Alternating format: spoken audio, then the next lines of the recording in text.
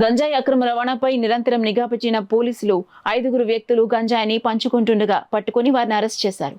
వారి దగ్గర నుంచి 4 కిలోల గంజాయి, ఒక మోటార్ సైకిల్ స్వాధీనం చేసుకున్నట్లు పిఠాపురం సిఐ జి శ్రీనివాస్ తెలిపారు. గొల్లప్రోలు పోలీస్ స్టేషన్లో ఏర్పాటు చేసిన మీడియా సమావేశంలో సీఐ శ్రీనివాస్ ఈ వివరాలు తెలియజేస్తూ పిఠాపురం నియోజకవర్గం గొల్లప్రోలోని నల్లాలవారి లేఅవుట్లో నక్కపల్లి నుంచి అక్రమంగా తెచ్చిన గంజాయిని 5 వ్యక్తులు కొంత వాడుకొని మిగిలిన దాన్ని పంచుకుంటుండగా గొల్లప్రోలు ఎస్ఐ రామకృష్ణ సిబ్బంది కలిసి వారిని పట్టుకుని అరెస్ట్ చేసినట్లు తెలిపారు.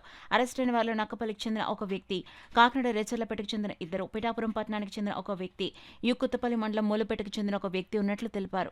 చిన్నగా ఉన్నటువంటి ఒక బాలుడిని కూడా మా అదుపులోకి తీసుకుని వాళ్ళందరినీ కూడా కొచ్చినించిన మీదట వాళ్ళ దగ్గర 4 కిలోలు గాంజా, ఒక మోటార్ సైకిల్ మాకు దొరకడం జరిగింది.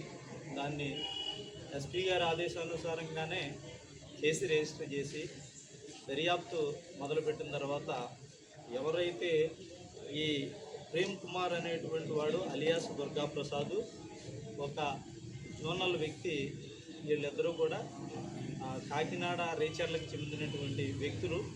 వీళ్ళు అనకాపల్లి జిల్లాలోని నక్కపల్లిలోని ఒక మొట్టు లోకేష్ అనేటువంటి వాడు అలియాస్ లోకు వాడి దగ్గర ఈ గాంజాయిని కొనుక్కుని అక్కడే ఒక మోటార్ సైకిల్ని దొంగతనం చేసి వాడిని కూడా డబ్బులు ఇస్తామని తీసుకుని ఈ గొల్లప్రోలు అవుట్కట్స్లో నల్లంవారి సైకిల్లోని మళ్ళీ ఇంకొక 2, ఒక మూలపేటకి చెందినటువంటి రామిశెట్టి దుర్గాప్రసాద్ అలియాస్ అబ్బాస్, వాడిని గాంజా వచ్చిందని రామన్ని అక్కడికి పిలిపించుకోవటం.